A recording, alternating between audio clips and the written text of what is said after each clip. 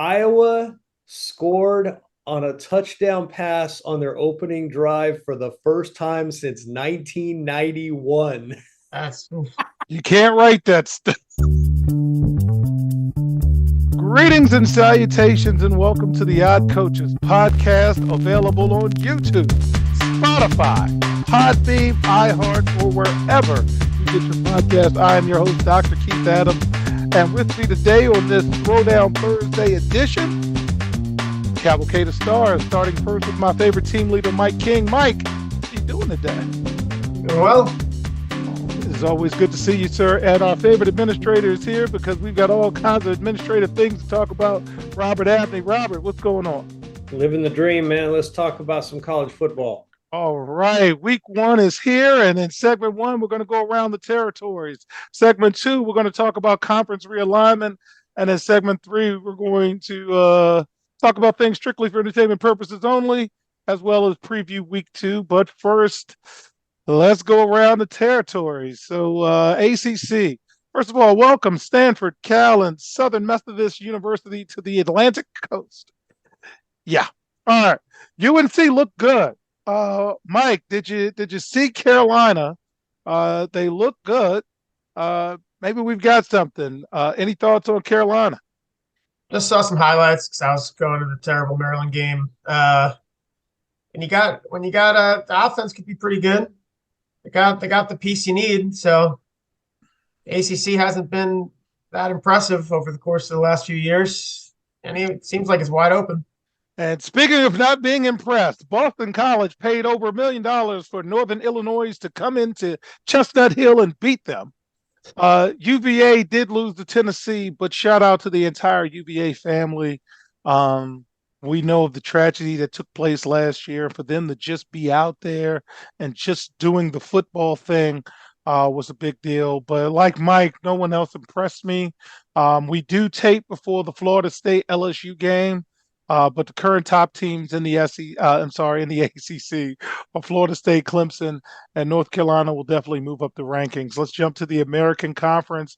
Robert, it looks like Army will replace SMU as a football-only member of the American Conference. Any thoughts about the Black Knights, if I'm not mistaken, replacing SMU? Did we win or did we lose? What do you think? It actually seems like that might be a wash because Army's always going to have a following because it's Army. They're always going to have a following. They play anywhere near an Army base. They're always going to have fans. So that's a good thing. That's cool. Are they very good? No. So from a competitive standpoint, not so much. You fill the roster slot. You fill the schedule. They filled a spot. I'll tell you what. So you were asking about the North Carolina, South Carolina. I was watching UTSA and Houston yesterday. That was a ball game. Those didn't score enough. They were getting after it, man. They got after it. So UTSA wound up getting beat, but Tulane will have their hands full with those guys. Yes, and the current top team in the American is Tulane. No one else really impressed me, so good luck, Tulane. Big 12, TCU, you can't open the season losing to Colorado after playing for the national championship. Wait, you can't. And Baylor, you can't lose to Texas State. Yes, you can. Robert, help our audience out and tell us who Texas State is, because I don't know either. Texas State is in San Marcos. I think they're in the WAC. We'll get to where they are later. I'm not sure, but let's put it this way. Baylor gave them a lot of money to come and beat them. Yes. Okay. Yeah. Current top teams in the Big 12, Texas, Kansas State, no longer TCU because they took that's a bad loss. And we'll celebrate Colorado when we get to the Pac-12 and Oklahoma. All right, go ahead. there's a lot of wailing and gnashing of teeth in Texas today Yeah. because the Longhorns were not adequately impressive. I think more so they didn't put Arch Manning in.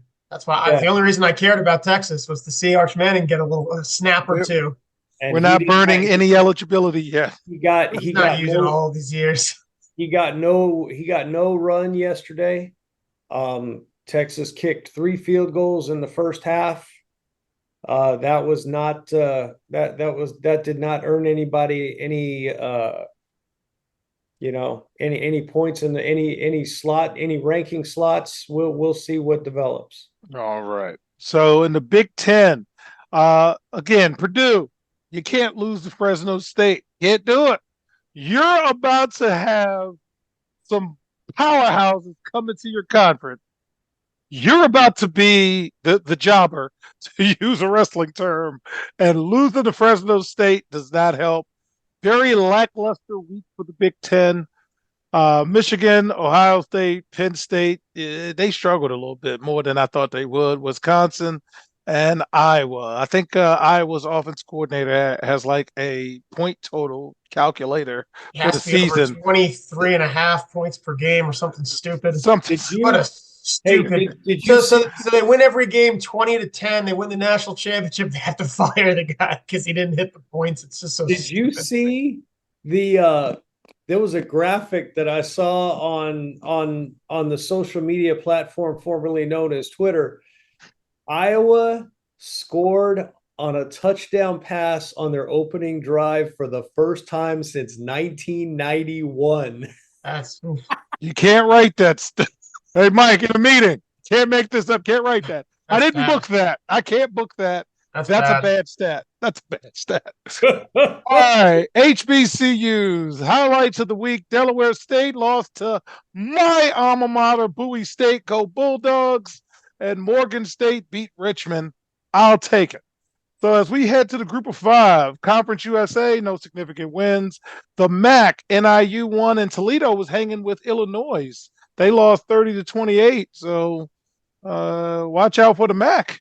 Mountain West Conference, Fresno State over Purdue, and Robert, Wyoming beat Texas Tech. What's going on in Texas? I got nothing, man. Hey, Wyoming is usually you can't lose the Wyoming if you're Texas Tech. No, you can't. You're 100% correct. Not if you're trying to do anything in the Big 12, you can't. And speaking of Texas, I believe Texas State is in the Sun Belt, and they beat Baylor. So congratulations, Texas State. Notre Dame is the independent we follow. They're 2-0 right now, and we'll talk about them in segment 3. Pac-12, Utah over Florida, and I had a chance to hang out with Cotton Man this weekend. He said Florida's trash. And a friend of the show, Simply the Best, said Billy Napier needs to watch out, especially if Colorado keeps winning. Speaking of Colorado, Mike, you are my regular guy. You love this stuff. What are your thoughts on Colorado having eyeballs on the product beating TCU? I'm just thinking of the coach going to Florida because now he doesn't like Florida State. And boy, would that be great television if he's the Florida coach, because how is Florida this bad at football?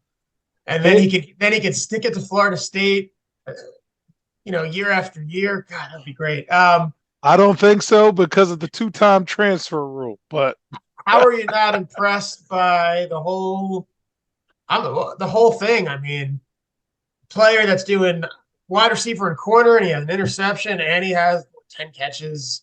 Then you have obviously Deion's kid that just dominates, and it's against a ranked team. School record. You can't not be impressed. And then is he draft eligible? How long has he been? You gotta be out of high school 3 years. That's something. 0.5's not with me to look it up. Yeah. So we'll look that up for next week, fans. Because if he throws for 4 touchdowns and 400 yards, what did he throw for? If he does that 5'10", it's like 5'10". I mean, where is he? How does he shake up that whole thing if he's draft eligible? I mean, it was impressive. Yes, Robert, go ahead. I will say this. I mean, TCU. I mean, yes, they played for the national championship last year. TCU historically, it's not unlike them to have a really good season where they go to the Rose Bowl or, do whatever. And then the next year they're 7-5. So I would reserve judgment on TCU in terms of how good this win really is, because I don't know how good TCU is really going to be. They won one game last year, Robert. This is the greatest win in school history. The greatest outside of the national championship year 1990. Colorado.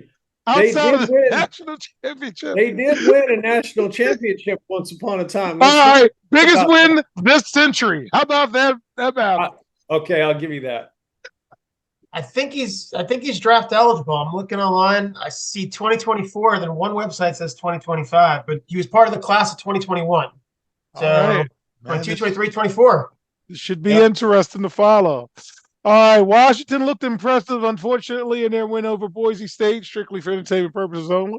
But did you know that NCAA bylaws require a conference to have at least 8 members, but there is a 2-year grace period to get back to that number? So, Mike, being the social studies guy you are and sometimes prickly, wouldn't it be funny if Washington State and Oregon State said, we'll take an independent schedule for 2 years and then bring back some new and improved version of the Pac-12? Would you be that squirrely to do that, Mike? I mean, if it's in the rules, your rules. It's in the rules. Your rules, I'm following it. That's what I would do. Whatever's best for me. Got to look out for number one. I'm sorry. Robert, with that NCAA bylaw kind of hanging out there, what would you say if Oregon State and Washington State said, screw it, I'm going to be an independent, and in 25, 26, we're going to bring in, 6 more teams from the Mountain West, and we'll go back to be the Pac-8? What do you think? I mean, the only who are they going to play? That's the challenge. You can get 9, 10 games. Independents get games so you play each other twice. All right, that's 2, home and home. You get a couple of the sisters of the poor. You can play is UConn in the conference yet?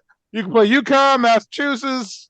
Well, I mean, you can only play St. Agnes for the blind and one-legged so many times, right? I mean, at some point you have to play somebody. And then you can be bowl eligible, and then you'll get a little bit extra money. Well, and so which bowl are you going to go to? All the bowls have conference affiliations.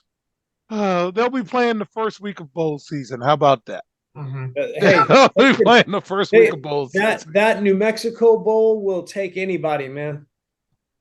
All right, that's my fault. Let me get to the SEC and close this segment. I'm sorry, top teams, USC, you ain't playing nobody. Washington did look impressive. I like Utah, Oregon, and Oregon State. Okay, SEC. Mike, why is Florida bad? I don't understand why Florida is bad. It makes no sense. They could walk 10 miles in any direction, just go to those high schools and find 4-star players everywhere. So there's any Florida school that has the budget that they do should win. That's it. Robert, that's a bad loss for South Carolina. You're an SEC school and you're playing an ACC school, and you actually kind of got dominated. Any thoughts about South Carolina or why Florida's so bad? I'm still not understanding. Well, and they,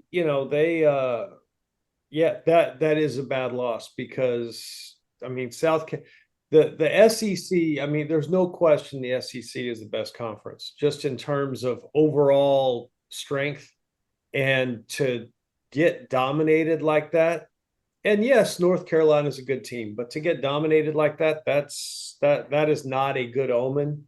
I love it because South Carolina's they've gained a big DMV presence for football recruiting, and they're loud about it. How they take all these high, 4 or 5-star guys from the area, and they're going to lose a lot in conference, so it's going to be a pretty bad year.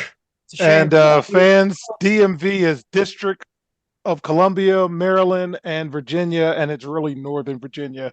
But Mhm. we just threw an acronym at a national audience, so it's when Yeah. you hear DMV, especially in basketball, it's District of Columbia, Maryland, and Northern Virginia. And that's And and that that's really a lot doesn't of mean noise. Baltimore either, because that's a different side of Maryland. Mhm. That's a lot of noise for a team that, they're going to be 8-4, 7-5, They maybe. hope to be 8-4. Remember, I was sweating it out at last week of the season. Uh-huh.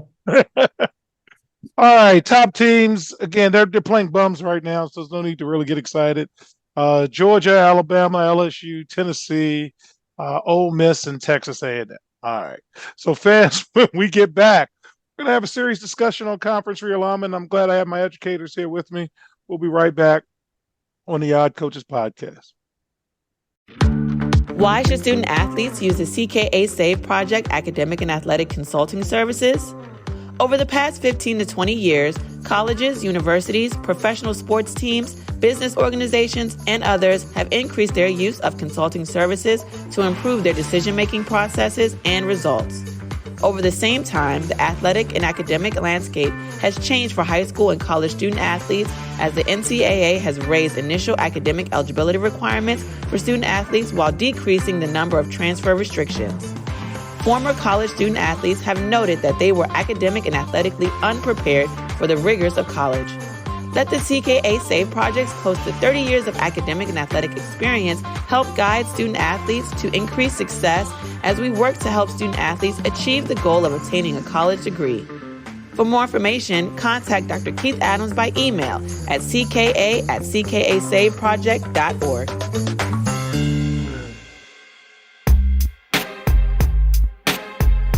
Welcome back to the Odd Coaches podcast. In segment 2, we want to take a deep dive into this ACC move in terms of adding Stanford, Cal, and SMU. So Dr. Ariane Waite, friend of the show, is a sports administrator professor at the University of North Carolina, Chapel Hill. She chairs the Faculty Athletics Committee and is the director of the UNC Center and Research for Intercollegiate Athletics. She recently did a Charlotte Observer op-ed piece, which you can find at charlotteobserver.com, where she talked about the expansion of the ACC, adding Cal, Stanford, and SMU, and she gave 4 suggestions on how college athletics should move forward. I'm going to give each suggestion and then ask for a quick thought from our panelists. And Mike, I'll always start with you, and Robert, your close. And again, there's 4 suggestions, and I want to get your thoughts on that. So first, she suggests that colleges are discriminating consumers because conference realignment illuminates capitalistic values. These actions of all of the conference movement do not align with the mission of universities.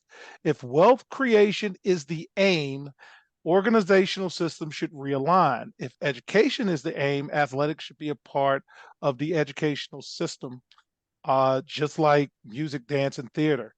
Fans, Mike is a tennis coach. Mike, what do you think about the capitalism of the athletic department and not being aligned with their stated mission? Any thoughts about her first thought in terms of how athletics should move forward? I mean, that's pretty much what all this started, is everyone just trying to make an extra buck, whatever they can. It isn't necessarily best for education or athletics. It's best for, this conference has more money, I'm going to go there.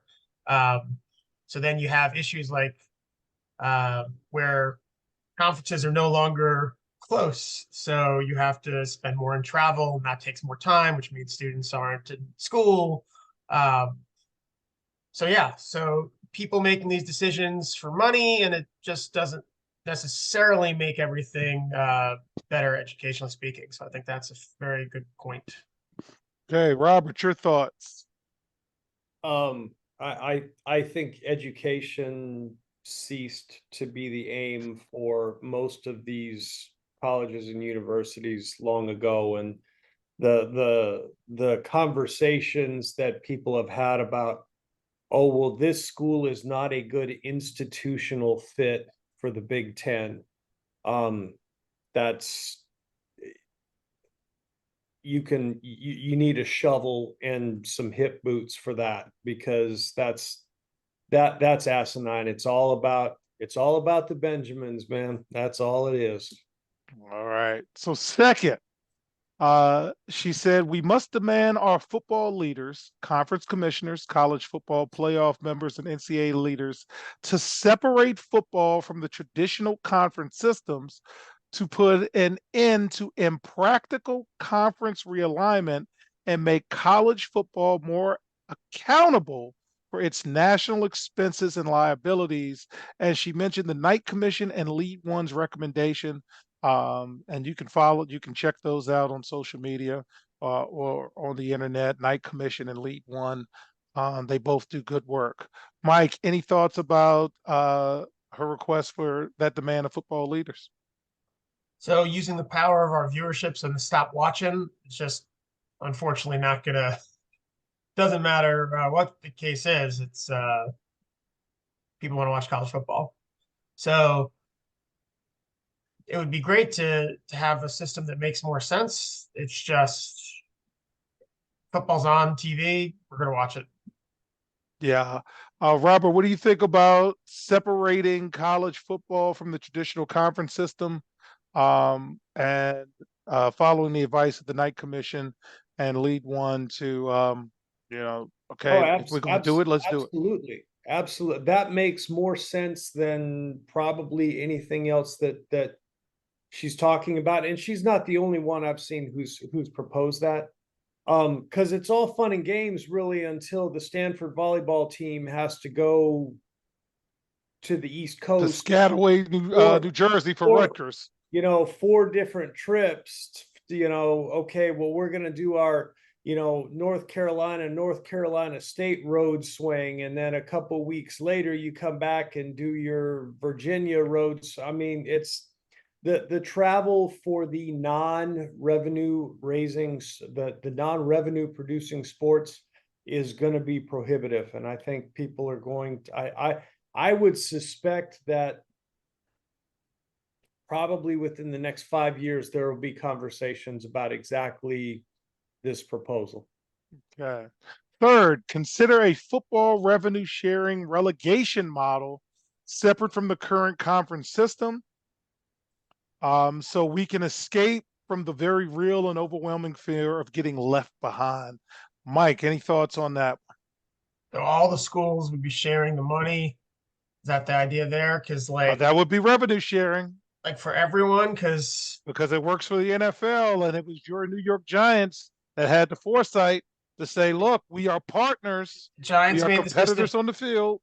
Sure, but the we are Mariners, partners in Mariners made the business. system work. They didn't have to. The Giants could have just spent more than everybody and won more, and that's why the NFL is great.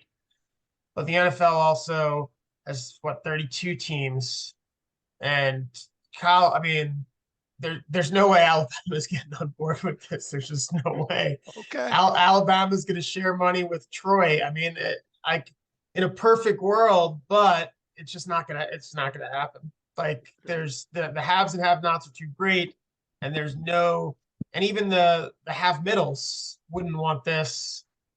This would help help less schools than it would, or it would hurt more schools than it would help, I think. So would it make the system better? Yeah, it would put it more on an even playing field, but boosters still exist at those other schools that get more money anyway. So it would be like a Band-Aid, but it's still there still be the same haves and have-nots. All right. Robert, revenue sharing in college football, your thoughts? There is no way in this world or any other that the Texas X's or the A&M 12th man are going to allow that to happen. No freaking way. This is why we have you guys. And fourth, encourage athlete unionization to amplify voices within the educational and economic framework that they work in. Mike, as someone who is active in a union, what do you think?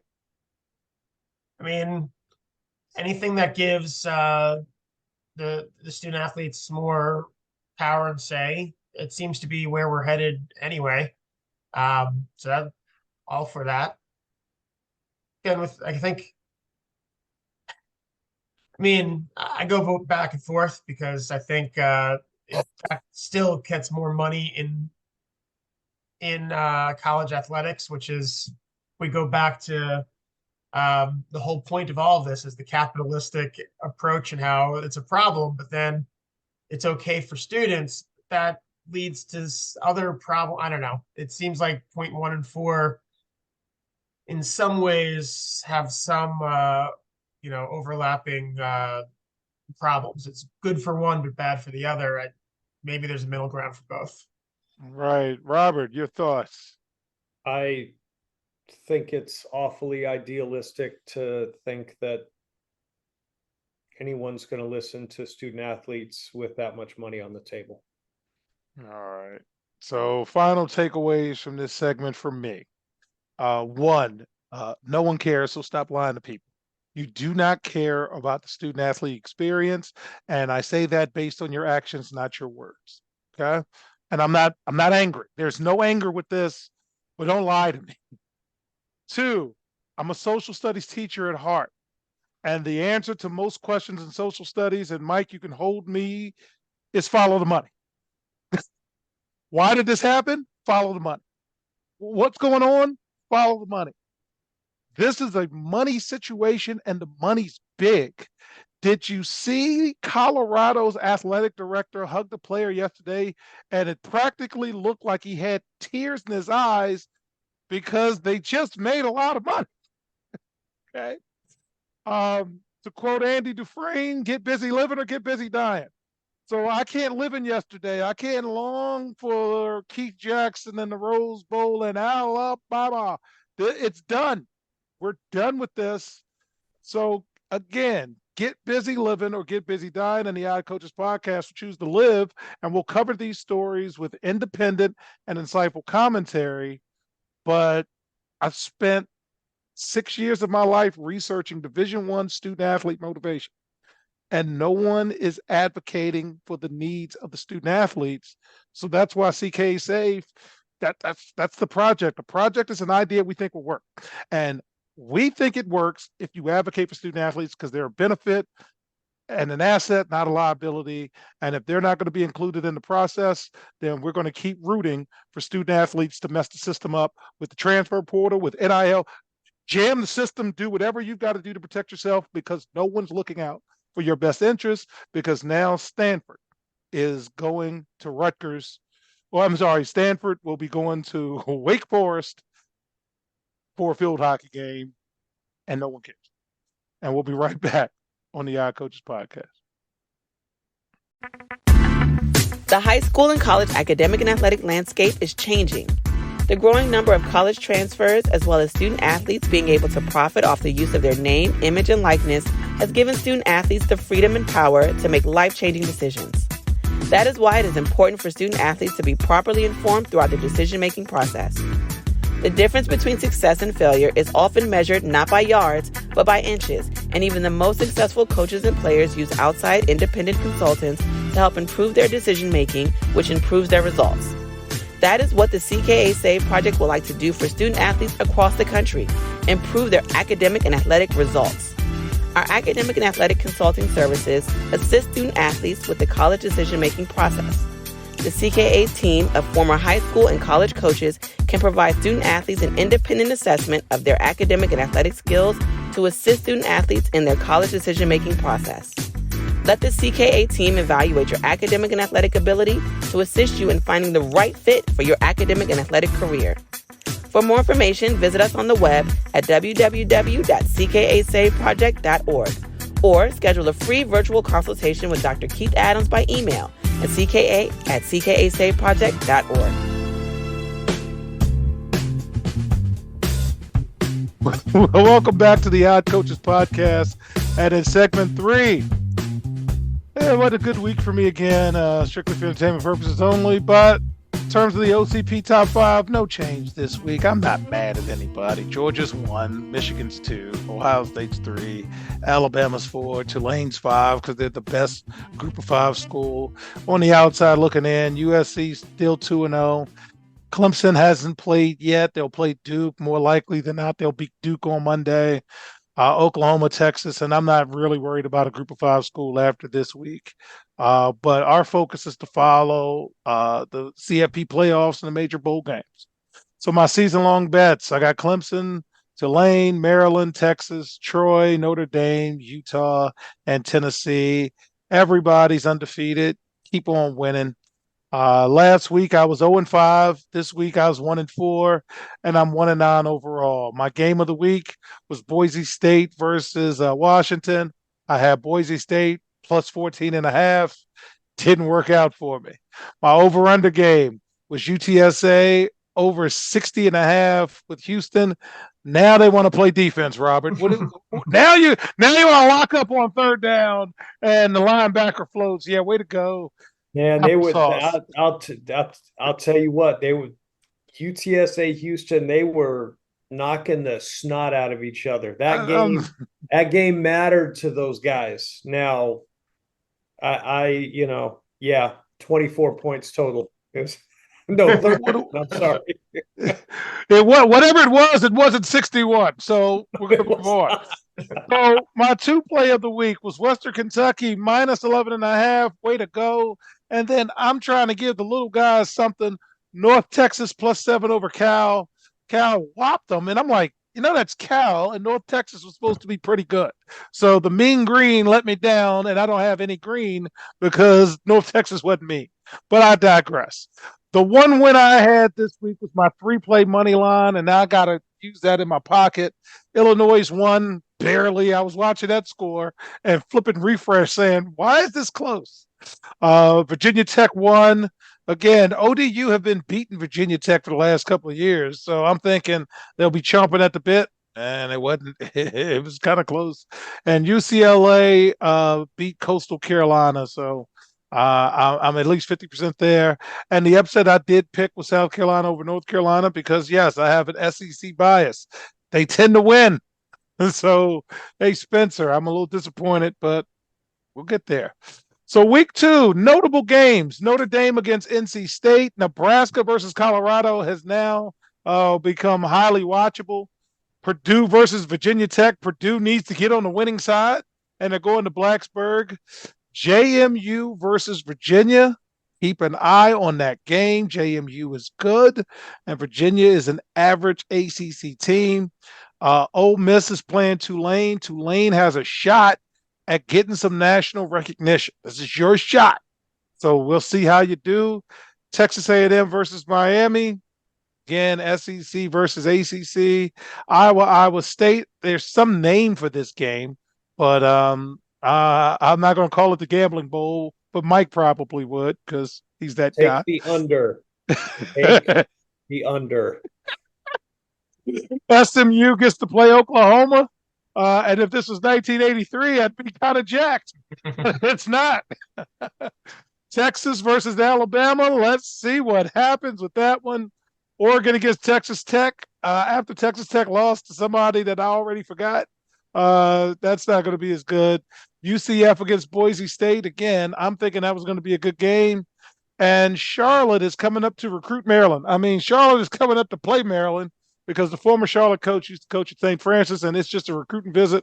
And if you're at the game, please see who's behind the Charlotte bench and see who's behind the Maryland bench. And Mike, the Charlotte coach sent all the guys to Michigan for years from St. Francis and Gilman. And it'd be nice to give him a loss. So, Mike, any game next week that has caught your interest, let us know. Man, it just has to be Texas, Alabama. That's the game. That's the game. Okay. That's it. All right, Robert, what about you? Any game catch your interest?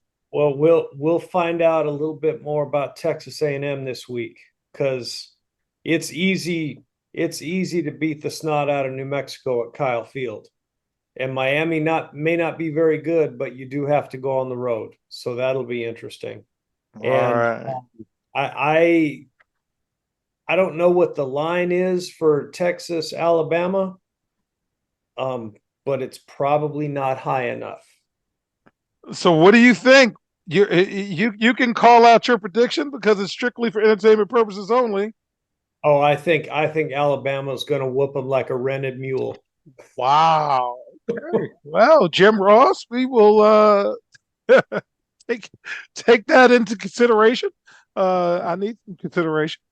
All right, you can follow the OCP's picks on social media. I always try to post 11 o'clock, 12 o'clock Eastern Standard Time at Odd Coaches.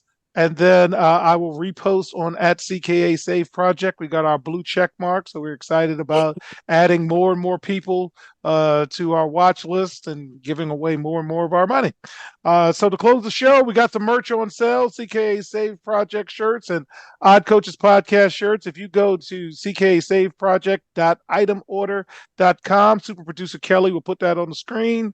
We buy plenty, buy all, and a portion of the proceeds go to buy and find the balance books for underserved high school student athletes. So on behalf of my cavalcade of stars, I'm Dr. Keith Adams saying thank you for listening and or watching the Odd Coaches Podcast, and we will see you on the sidelines. Till next time, take care. The Odd Coaches Podcast is sponsored by the CKA Save Project. The CKA Save Project is an industry leader in providing student-athlete academic and athletic support. From assessing student-athletes' academic and athletic skills, to measuring and monitoring student-athlete academic progress, to improving student-athlete time management and organizational skills, the CKA Save Project provides wraparound services for student-athletes from middle school through college. For more information, visit us on the web at www.cksaveproject.org or schedule a free consultation with Dr. Keith Adams by emailing cka@cksaveproject.org. We hope you enjoyed today's show. The Odd Coaches Podcast drops new episodes every Tuesday through Friday on most weeks. Make sure you subscribe to the Odd Coaches Podcast on Apple Music, iHeartRadio, Podbean, Spotify, and YouTube. Follow the Odd Coaches Podcast on Twitter and Instagram at Odd Coaches. Follow Dr. Adams on Twitter and Instagram at CKA Save Project. In addition, follow Coach Mike Francis on Twitter and Instagram at Coach Franchise, spelled Coach Franchize. For more information about the CKA Save Project, please visit them on the web at www.cksaveproject.org. See you next time on the Odd Coaches Podcast.